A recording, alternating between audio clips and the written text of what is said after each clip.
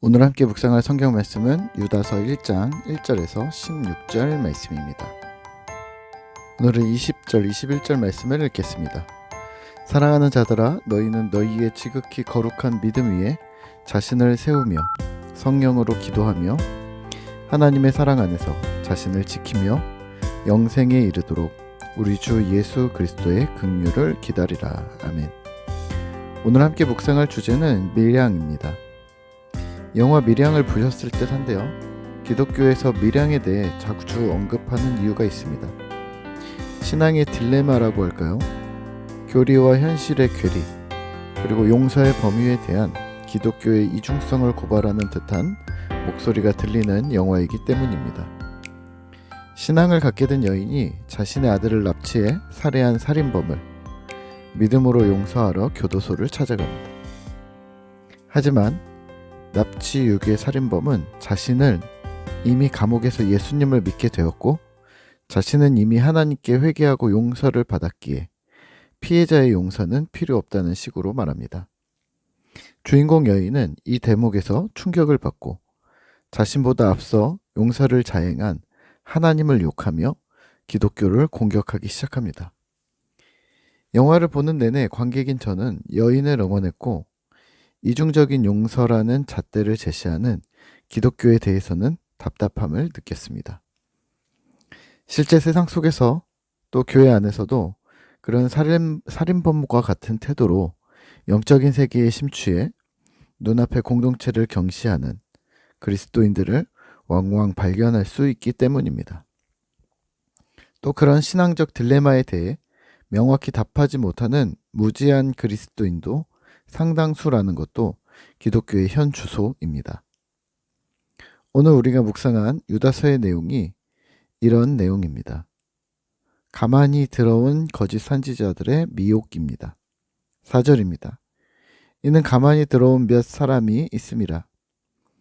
그들은 옛적부터 이 판결을 받기로 미리 기록된 자니 경건하지 아니하여 우리 하나님의 은혜를 도리어 방탕한 것으로 바꾸고 홀로 하나이신 주제 곧 우리 주 예수 그리스도를 부인하는 자니라. 아멘. 예수님의 형제며 야고보의 형제인 유다는 자신을 사도로 표현을 하진 않지만 신실한 그리스도인으로서 신자들을 독려합니다. 유다는 교회 안으로 슬그머니 들어온 거짓 교사들에 대해 폭로합니다. 이들은 하나님의 은혜를 악용하여 오히려 방탕한 생활이 가능하다고 가르쳤습니다. 이러한 이율배반적인 가르침은 주님 되신 그리스도를 부인하는 행동인데요. 이는 신자 스스로도 부인하는 것이고 신자를 지켜보는 세상도 예수를 거부하게 만드는데 일조했습니다. 사도 바울도 서신서 곳곳에서 비슷한 거짓 교사들과 싸웁니다. 6장 1절과 2절입니다. 그런즉 우리가 무슨 말을 하리요? 은혜를 더하게 하려고 죄에 거하겠느냐? 그럴 수 없느니라. 죄에 대하여 죽은 우리가 어찌 그 가운데 더 살리요? 아멘. 로마교에서는 더 큰 죄를 용서받을수록 은혜가 큰 것 아니겠느냐? 그러니 나는 더 큰 죄를 미리 지어놓겠다라는 말도 안 되는 논리도 있었고, 또는 데살로니가나 고린도 교회 안에 들어온 자들은 예수 안에서 자유함을 얻었으니 이전의 생활 방식, 방탕함과 술 취함, 호색함, 우상을 섬기는 등의 일들을 제거하지 않아도 된다는 식의 잘못된 가르침에 대해서도 일침을 날렸습니다. 그렇다면 오늘 우리는 어떻게 생각할까요?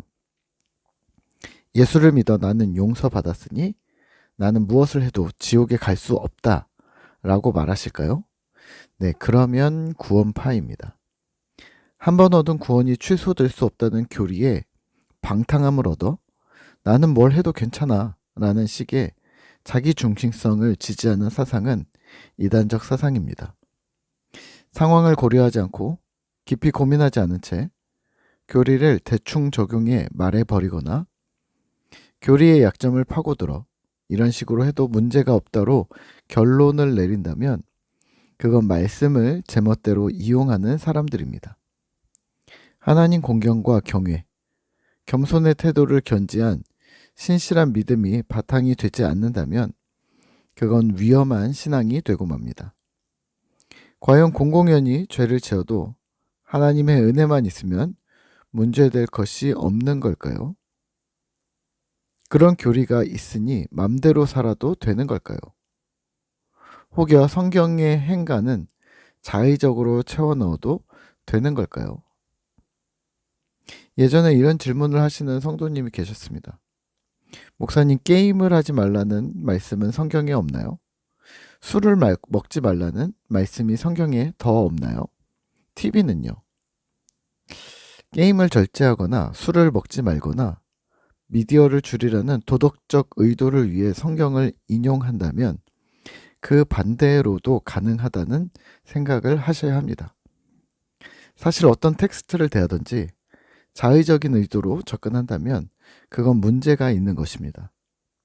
성경은 내가 해석하는 것이 아니라 하나님의 의도를 발견하기 위해서 경청하는 것이 성경입니다. 내가 하고 싶은 말을 성경을 빗대어 하면 아니 되고 하나님의 말씀, 사도들의 의도를 그대로 이 시대에 맞게 전달하려고 노력해야 하는 것이 진정 말씀인 것이죠. 20절과 21절입니다. 사랑하는 자들아, 너희는 너희의 지극히 거룩한 믿음 위에 자신을 세우며 성령으로 기도하며 하나님의 사랑 안에서 자신을 지키며 영생에 이르도록 우리 주 예수 그리스도의 긍휼을 기다리라. 아멘. 대림절 셋째 주를 보내며 내가 주인공이 아닌 주 예수를 주인공 만드셨던 하나님의 의도를 발견하셨으면 좋겠습니다. 하나님의 기쁨이시면서 동시에 온 세상의 기쁨이신 복음의 예수를 기꺼이 전달하는 신실한 신자 되시기를 기도합니다.